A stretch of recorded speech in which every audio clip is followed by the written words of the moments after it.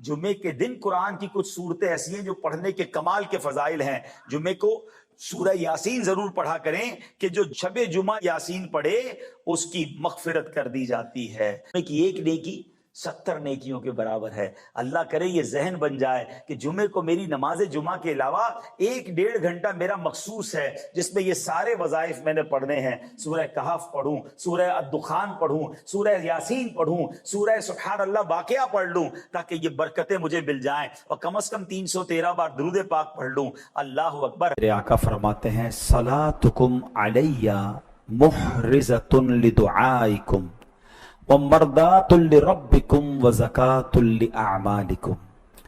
فرمایا تمہارا مجھ پر درود پاک پڑھنا تمہاری دعاؤں کی حفاظت کرنے والا اور تمہارے رب کی رضا کا باعث اور تمہارے اعمال کی پاکیزگی کا سبب ہے. یعنی ایک درود اس کے کتنے سارے بینیفٹس ہیں. اور پھر جو جمعہ کا دن ہے یہ خاص درود پاک پڑھنے کا دن ہے. ایک حدیث ہم ہر جمعے کو ریپیٹ کرتے ہیں, حدیث پاک جس کا مضمون کہ جو جمعہ کے دن 200 مرتبہ درود پاک پڑھے اس کے 200 برس کے گناہ معاف کر دیے جاتے ہیں.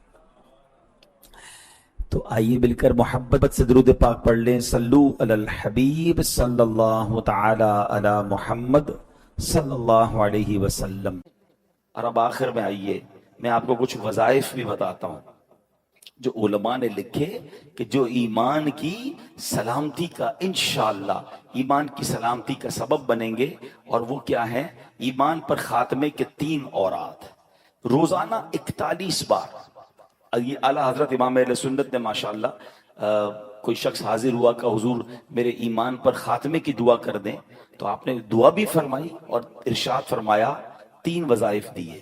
41 ٹائم روزانہ صبح کو یا حیو یا قیوم لا الہ الا انت اول آخر درود شریف, اور 41 ٹائم ایک بار مل کر پڑھ لیں. یا حیو یا قیوم لا الہ الا انت. سوتے وقت اپنے سب اورات کے بعد جب سارے آپ ورد پڑھ لیں, وظائف پڑھ لیں, سورہ کافرون پڑھ لیا کریں اور انشاءاللہ اس کے بعد کوئی گفتگو نہ کریں. سورہ کافرون کی تلاوت کر لیں, انشاءاللہ اس کا خاتمہ ایمان پر ہوگا انشاءاللہ. اچھا, پھر 3 بار صبح و شام ایک اور دعا ہے جس کا ورد کرنا ہے. اللہم انا نعوذ بک من ان نشرک بک شیئا نعلمہ ونستغفرک لما لا نعلم. انشاءاللہ یہ بھی پڑھیں گے تو اللہ نے چاہا ایمان پر خاتمہ ہوگا. اور بار بار کلمہ پاک پڑھتے رہا کریں.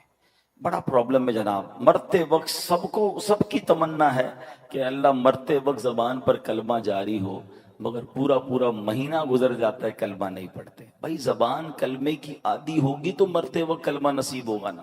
ان الذین آمنوا والذین ہادوا والنصارى والصابئین من آمن باللہ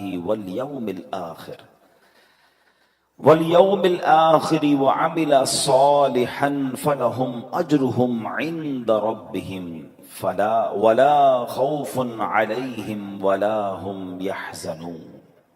اب اس آیت کا ترجمہ کیا ہے؟ آیت کا ترجمہ یہ ہے, ترجمہ قرآن, آسان ترجمہ قرآن کنز العرفان. بے شک ایمان والوں نیز یہودیوں اور عیسائیوں اور ستاروں کی پوجا کرنے والوں میں سے جو بھی سچے دل سے اللہ پر اور آخرت کے دن پر ایمان لے آئیں اور نیک کام کریں تو ان کا ثواب ان کے رب کے پاس ہے. ان پر نہ کوئی خوف ہوگا اور نہ وہ غمگین ہوں گے.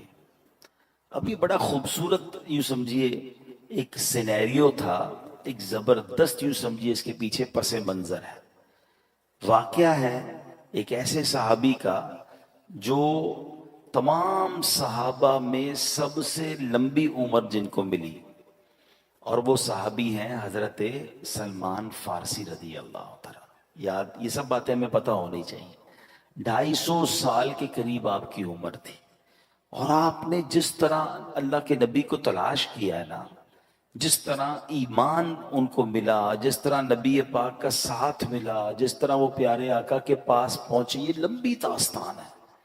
اور یقین کریں سیدنا سلمان فارسی کی جب بھی آپ داستان پڑھتے ہیں، سنتے ہیں، تو ایمان ہونا دل میں تو دو باتوں کی اہمیت بڑھنی چاہیے۔ ایک تو ان سے پیار ہو جاتا ہے کہ کتنی سٹرگل، کتنی محنت، اتنے سال لگا دیے نبی پاک کو تلاش کرنے میں۔ دوسرے نمبر پر ایمان کی اہمیت ہے کہ ایمان کی تلاش میں انہوں نے کدھر کدھر سفر کیا۔ آپ کو پتہ ہے حضرت سلمان فارسی انہوں نے اپنے آپ کو غلام بنا کر بیچ دیا۔ کبھی انشاءاللہ موقع ملا تو میں تفصیلی واقعہ بیان کروں گا، میں مختصر بیان کر دیتا ہوں کہ ہوا یہ تھا کہ سیدنا سلمان فارسی رضی اللہ تعالیٰ نے بڑی لمبی عمر پائی، اور آپ نے سال ہر سال حق کی تلاش کے لیے سفر کیا۔ اس زمانے میں نبی پاک دنیا میں تشریف نہیں لائے تھے، تو ان کو یہ بت پرستی اور کفر پسند نہیں تھا، یہ حق کی تلاش میں جاتے۔ تو وہاں اس زمانے میں بھی کچھ لوگ تھے جو ایمان والے تھے، راہب جس کو کہتے تھے، جو بتوں کی پوجا نہیں کرتے تھے، باطل خداؤں کی عبادت نہیں کرتے تھے، کیونکہ اس زمانے میں تو عجیب معاملہ تھا نا، کوئی آگ کی پوجا کرتا تھا، کوئی ستاروں کی عبادت کرتا تھا، کوئی بتوں کی پوجا کرتا تھا۔ تو یہ اللہ وحدہ لا شریک کے ماننے والے تھے، تو یہ راہب ہوتے تھے جو تمام لوگوں سے دور ہو کر عبادت کرتے تھے، یہ ان کے پاس چلے جاتے، ان کے پاس بیٹھتے۔ جب اس کے انتقال کا وقت قریب آتا کہتے اب بتاؤ کس کے پاس جاؤں، وہ کسی اور راہب کے پاس بھیج دیتے۔ ان کے انتقال کا وقت آتا وہ کسی اور راہب کے پاس بھیج دیتے۔ اب آخری جو راہب تھا نا، جب اس کے انتقال کا وقت آیا تو آپ نے کہا اب میں کدھر جاؤں؟ تو اس راہب نے کہا کہ اب میں دنیا میں کسی اور کو تو نہیں پاتا، ہاں اب آخری نبی کے مبعوث ہونے کا وقت ہونے والا ہے، تم ایسا کرو کہ ان کے پاس جاؤ اور ان پر ایمان لانا، ان کی خدمت میں چلے جانا۔ کچھ نشانیاں بتائی گئی کہ وہ کہاں ہوں گے، تو پتہ چلا وہ مدینہ منورہ میں ہجرت کر کے آئیں گے۔ پیسے تھے نہیں مدینے جانے کے لیے، تو انہوں نے کیا کیا، سفر کرتے کرتے کرتے پتہ چلا کہ ایک قافلہ مدینے جا رہا ہے۔ قافلے والوں کو کہا مجھے مدینے لے جاؤ، کہا پیسے نہیں ہیں، ایسا کرو مجھے غلام بنا لو، میں تمہاری خدمت کرتا رہوں گا، مجھے اس بستی میں لے جاؤ۔ اپنے آپ کو بیچ دیا اور مدینے پہنچے۔ پھر بہت وہاں پر باغ میں کھجوریں اٹھاتے تھے اور محنت کرتے تھے، پانی کے ڈول اٹھاتے تھے، آپ کی کمر میں یوں سمجھے کہ بڑی تکلیفیں اٹھائیں، اور آخر کار جناب رسول اللہ صلی اللہ علیہ وسلم کے پاس پہنچ گئے ہیں۔ لیکن اب انہوں نے نبی پاک علیہ السلام سے عرض کی کہ حضور میں جب آپ کے پاس آنے سے پہلے کئی ملک شام میں اور کئی ملکوں میں راہبوں کے پاس گیا تھا، بنی اسرائیل کے عبادت گزار تھے، تو یا رسول اللہ ان کا جب ذکر کیا تو نبی پاک علیہ السلام نے فرمایا کہ اے سلمان ان کا خاتمہ دین مصطفیٰ پر نہیں ہوا۔ پھر یہ قرآن پاک کی آیت نازل ہوئی، یعنی یہ جو میں نے آیت پڑھی نا، یہ ایکچولی ان راہبوں کے لیے نازل ہوئی۔ اب دوبارہ اس آیت کو سنیں، اللہ نے کیا فرمایا، ان الذین آمنوا والذین ہادوا والنصارى والصابئین من آمن باللہ والیوم الآخر وعمل صالحا فلہم اجرہم عند ربہم ولا خوف علیہم ولا ہم یحزنون۔ بے شک ایمان والوں نیز یہودیوں اور عیسائیوں اور ستاروں کی پوجا کرنے والوں میں سے جو بھی سچے دل سے اللہ پر اور آخرت کے دن پر ایمان لے آئیں اور نیک کام کریں، تو ان کا ثواب ان کے رب کے پاس ہے، ان پر نہ کچھ کوئی خوف ہوگا اور نہ وہ غمگین ہوں گے۔ یہ آیت کریمہ جب نازل ہوئی تو نبی پاک نے فرمایا اے سلمان، یہ آیت ان راہبوں سے متعلق ہے، ان میں سے وہ جو حضرت عیسیٰ پر ایمان رکھتے تھے اور ان تک میرا پیغام نہیں پہنچا، وہ تو خیر میں ہے، مگر جنہوں نے میرا نام پاک سنا مگر پھر مجھ پر ایمان نہ لائے وہ ہلاک ہو گئے۔ اے میرے پیارے اسلامی بھائیو، معلوم کیا ہوا، اس آیت سے میسج کیا مل رہا ہے کہ مکی مدنی مصطفیٰ صلی اللہ علیہ وسلم جب دنیا میں تشریف لے آئے نا، اس کے بعد سے قیامت تک کوئی بھی دین، کوئی بھی ہدایت، کوئی بھی نظریہ قابل قبول نہیں ہے، صرف اور صرف دین مصطفیٰ صلی اللہ تعالی علیہ وسلم ہی راہ نجات ہے۔ مومن ان کا کیا ہوا، اللہ اس کا ہو گیا۔ نبی پاک کے دامن کے علاوہ پیارے آقا کی جو کہیں کہ ان کے فٹ اسٹیپ، ان کے نقش قدم، ان کے بتائے ہوئے طریقے کے علاوہ کوئی طریقہ درست نہیں، کیونکہ جو ان کے دامن سے وابستہ ہوگا وہ اللہ کریم کی رحمت کا حقدار ہوگا۔ کیا خوبصورت بات، اعلیٰ حضرت امام اہل سنت لکھتے ہیں مومن ان کا کیا ہوا، اللہ اس کا ہو گیا، کافر ان سے کیا پھرا، اللہ ہی سے پھر گیا۔ وہ کہ اس در کا ہوا، خلق خدا اس کی ہوئی، وہ کہ اس در سے پھرا، اللہ اس سے پھر گیا۔ اے میرے پیارے اسلامی بھائیو، یہ ہمیں بات سمجھنی ہے۔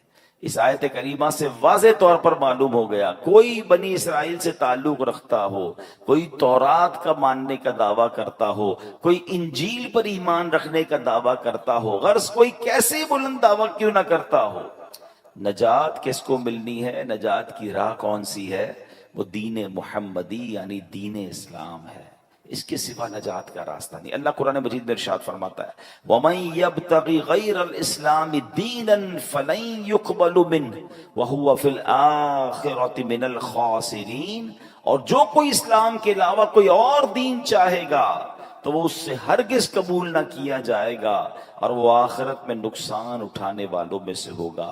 اے میرے پیارے اسلامی بھائیوں، اب واقعہ سنیے گا۔ مشہور صحابی حضرت ابو ہریرہ رضی اللہ تعالیٰ عنہ،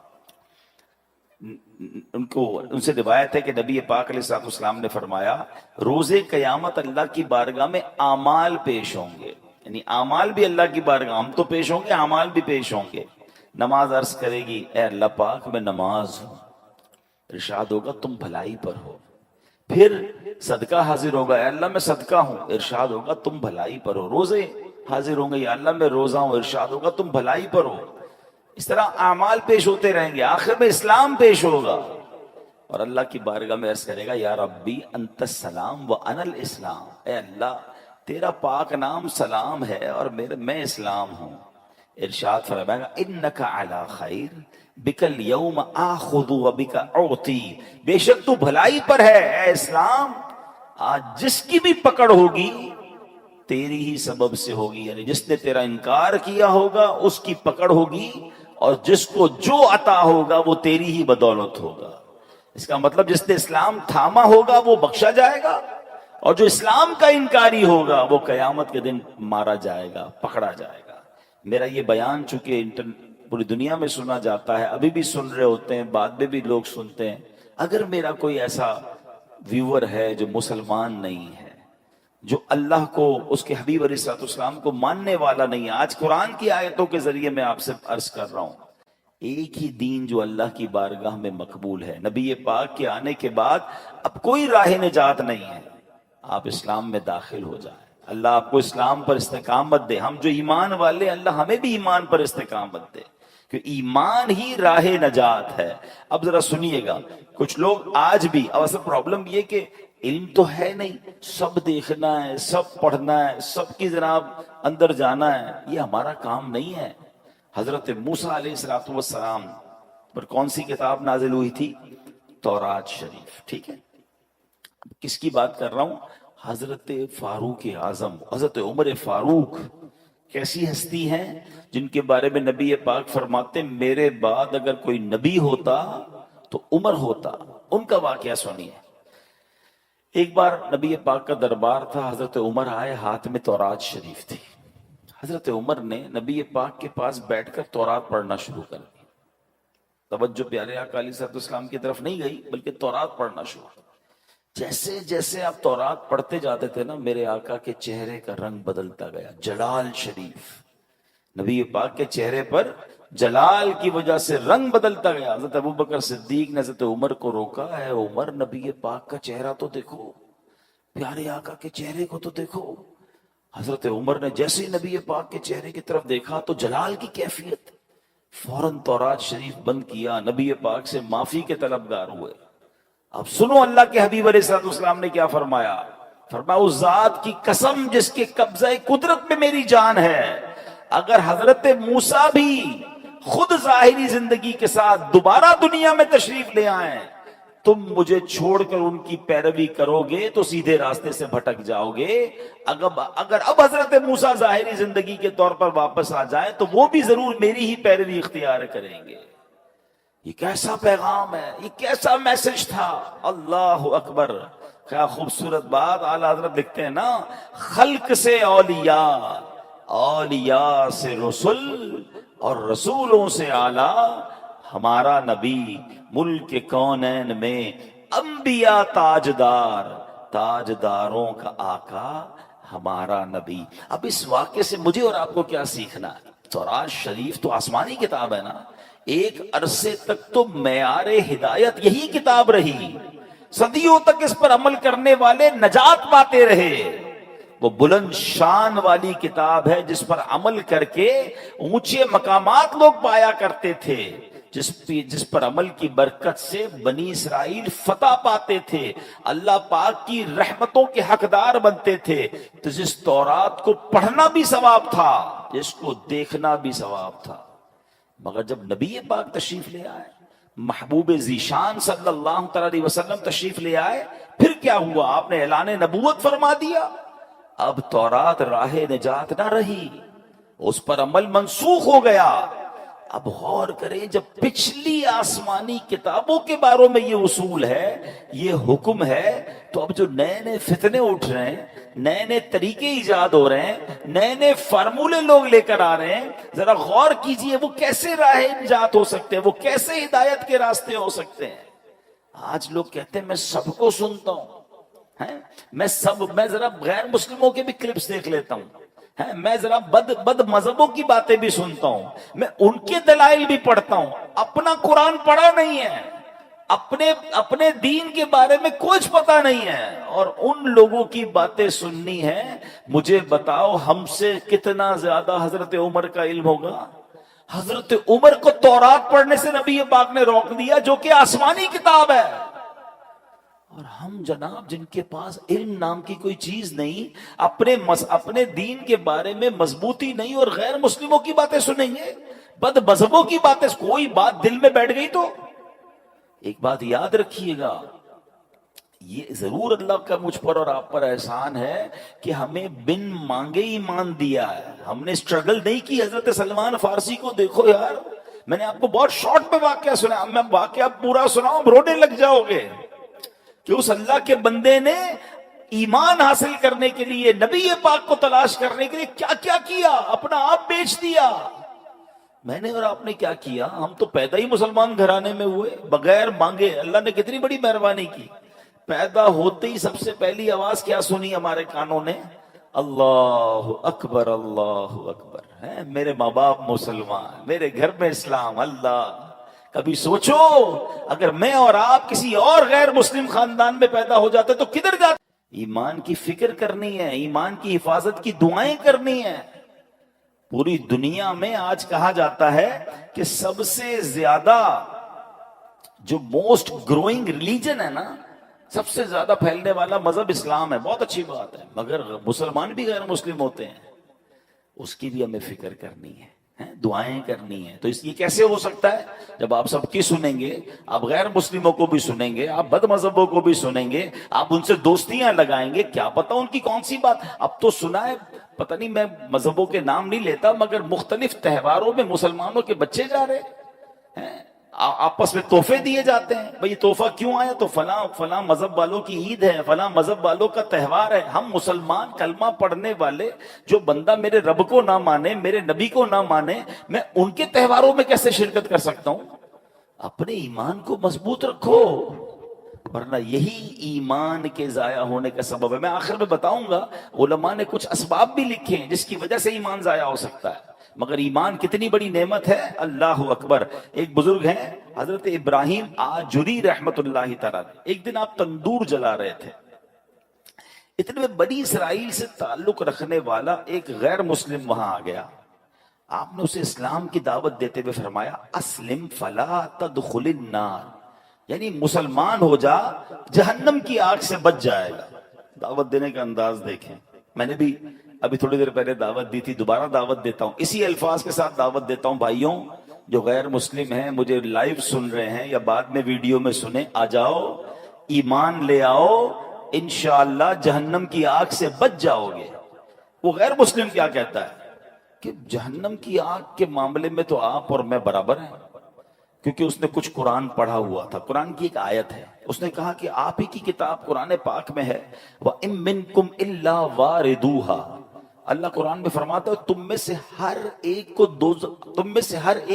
دوزخ پر سے گزرنے والا ہے. تو پتہ چلا جہنم میں تو آپ بھی جائیں گے, میں بھی جاؤں گا, ہم دونوں ہی برابر ہیں. آپ کہتے ہو جہنم سے بچ جاؤ گے. اچھا, اب یہ آیت کس چیز کے لیے ہے؟ اس آیت کا مطلب یہ ہے کہ پل صراط کے جو پل صراط ہے نا, وہ تلوار سے زیادہ تیز ہے, بال سے زیادہ باریک ہے, اور وہ جہنم کے اوپر بنا ہوا ہے. ہر بندہ گزرے گا, مسلمان بھی گزرے گا, غیر مسلم بھی گزرے گا. انشاءاللہ ایمان والا خیر سے گزر جائے گا, کافر کٹ کے جہنم میں گر جائے گا. فرق یہ ہے, گزرنا تو ہے. اب ان بزرگ نے جب یہ آیت سنی نا, اللہ والے تھے, ایمان والے تھے, انہوں نے کہا اچھا ایسا کرو, ذرا اپنی چادر دو. اس کی چادر لی اور اپنی چادر اتاری, دونوں چادر لپیٹی. گھر میں ایک تندور تھا, آگ جل رہی تھی, آپ نے وہ چادر اس میں دونوں ڈال دی. تھوڑی دیر بعد خود تندور کے اندر اترے اور چادر باہر نکالی, دونوں چادریں لپٹی ہوئی تھیں. غیر مسلم کی چادر جل کر راکھ ہو گئی, ان کی چادر ویسی سلامت. خود تندور میں اترے, واپس آئے, آگ نے اثر نہیں کیا. کہ یہ فرق ہے, آگ میں غیر ایمان مسلمان بھی جائے گا, ایمان والا بھی جائے گا. انشاءاللہ جہنم کی آگ ایمان والے کو کچھ نہیں کہے گی. یہ دیکھنا تھا, وہ غیر مسلم کلمہ پڑھ کر مسلمان ہو گیا. تو یہ فرق ہے. ایمان ہوا انشاءاللہ, انشاءاللہ ایمان سلامت لے کر جانا ہے نا. اچھا, یہی بات اللہ نے قرآن میں فرمائی. Try to understand. جب ہم اس طرح کی باتیں کرتے ہیں نا, تو لوگ کہتے ہیں یار یہ پتہ نہیں کیسے کہہ رہے ہیں ایمان جا سکتا ہے, اللہ نے مسلمان بنا دیا, اب تو گارنٹی ایمان والے ہو گئے. نہیں, اللہ کے نبی کی دعائیں ہیں. پیارے آقا دعا کیا کرتے, یا مقلب القلوب ثبت قلبی علی دینک. کیا مطلب ہوا اس کا؟ دلوں کو پھیرنے والے, میرے دل کو اپنے دین پر ثابت قدمی عطا فرما. کون دعا کر رہا ہے؟ جس کے صدقے ایمان ملا ہے. پڑھتے ہو نا نعت میں شعر, تیرے صدقے میں آقا سارے جہاں کو دین ملا. وہ دعا کر رہے ہیں ہماری تربیت کے لیے کہ دل بدلتا ہے. اے اللہ دل سلامت رکھیو, ایمان لے کر جانا ہے. اچھا, قرآن میں رب نے فرمایا نا, یا ایھا الذین آمنوا اتقوا اللہ حق تقاتہ ولا تموتن الا وانتم مسلمون. اے ایمان والو, اللہ سے ڈرو جیسا ڈرنے کا حق ہے, اور نہیں مرنا مگر مسلمان. یعنی ایمان لے کر مرنا, کہیں غیر مسلم مت مر جانا. قرآن کا یہ پیغام بتا رہا ہے کہ ایمان والا بھی بے ایمان ہو سکتا ہے, ایمان والے کا بھی ایمان چھن سکتا ہے. پردے کی کوئی ضرورت نہیں ہے. عورت کو جناب کس نے کہا؟ بھائی قرآن نے کہا پردہ ہونا چاہیے, نبی پاک نے کہا پردہ ہونا چاہیے. لوگ کہہ رہے نہیں, عورت کی آزادی, میرا جسم میری مرضی. یہ کیا ہے؟ یہ آہستہ آہستہ. ہم نہیں کہتے عورتوں کے ساتھ ظلم. اسلام جتنا عورتوں کے حقوق بیان کرتا ہے, دنیا میں کون بیان کرتا ہے؟ ماں کے قدموں تلے جنت ہے. بہن کے حقوق بیان کیے, بیوی کے حقوق بیان کیے, بلکہ نبی پاک نے تو یہاں تک فرمایا تم میں بہترین وہ ہے جو اپنی گھر کی عورتوں کے ساتھ بہترین ہے. اس سے زیادہ کون سا مذہب عورتوں کے حقوق بیان کرتا ہے؟ کہ ہمیں کہتے ہیں عورتوں کے ساتھ اچھے سلوک کرنا ہے, اسلام سکھاتا ہے. مگر یہاں یہ پرابلم نہیں ہے. یہاں ایکچولی آہستہ آہستہ اسلام دل سے نکالنا ہے, قرآن دل سے نکالنا ہے, حدیث. یہ ایک بات نہیں ہے, ایسی بہت ساری باتیں آئیں گی, آپ پڑھتے جائیں. یا کچھ آتے ہیں دانشور کے نام پر جو ٹی وی پہ آئیں گے, سوشل میڈیا پہ آئیں گے, اور آپ کو سمجھائیں گے کہ قرآن کی یہ بات ٹھیک نہیں ہے, اس پہ عمل نہیں کرنا چاہیے, اس کا مطلب تو کچھ اور ہے. یہ پلاننگز ہیں. اور قرآن نے کیا کہا کہ اللہ اور اس کے رسول کے پر جو ایمان لائے گا, اللہ پر جو ایمان لائے گا وہی نجات پانا ہے, اس کے علاوہ نجات نہیں ہے. اے میرے پیارے اسلامی بھائیوں, اگر ہمیں بچنا ہے جہنم کی آگ سے, ہمیں بچنا ہے آخرت کے عذاب سے, تو اپنے ایمان کی حفاظت کرنی ہے۔ ایک بار نبی پاک علیہ الصلوۃ والسلام، دیکھیں پیارے آقا کی کیا شان، اس زمانے میں نبی پاک نے سمجھایا، ایسا لگتا ہے یہ آج کے لیے کیسی پیاری بات ہے۔ پیارے آقا نے ایک سیدھی لکیر کھینچی، پھر ایک رائٹ سائڈ پہ لکیر کھینچی، اور پھر لیفٹ سائڈ پہ خط لکیریں بنائی، اور پھر درمیان والی لکیر پر ہاتھ رکھ کر کیا فرمایا، دائیں بائیں والی لکیروں پر فرمایا ہذہ سبل الشیطان، یہ شیطان کے راستے ہیں، اور درمیان والی لکیر پر فرمایا وَأَنَّ هَذِهِ صِرَاطِي مُسْتَقِيمًا فَاتَّبِعُوهُ، اور یہ کہ یہ میرا سیدھا راستہ ہے تو اس پر چلو۔ قرآن کی آیت تلاوت کر کے سمجھایا کہ سیدھا راستہ اللہ اور اس کے رسول کا راستہ ہے، دائیں بائیں یہ عجیب عجیب راستے آتے رہیں گے۔ میں انشاءاللہ آج آپ کو کچھ وظائف بھی بتا کر جاؤں گا، مگر ایک بڑا دل خراش واقعہ جس سے یہ احساس ہوگا کہ ایمان کیسے شیطان چھین لیتا ہے۔ امام ابو محمد رحمت اللہ تعالی علیہ فرماتے 3 عبادت گزار لوگ تھے، زاہد تھے، حج پر گئے، اور جاتے جاتے راستے میں غیر مسلموں کی بستی میں قیام کیا۔ اب ان تینوں میں سے ایک کی نظر ایک غیر مسلم لڑکی پر پڑی جو بڑی خوبصورت تھی، اس کی طرف اس کا دل مائل ہو گیا۔ پہلے کے زمانے میں قافلے اونٹوں پر گھوڑوں پر بہت لمبا سفر ہوتا تھا، اب صبح ہوئی تو سفر کا وقت ہے، اس نے کہا دونوں کو تم جاؤ میں ذرا پیچھے آتا ہوں۔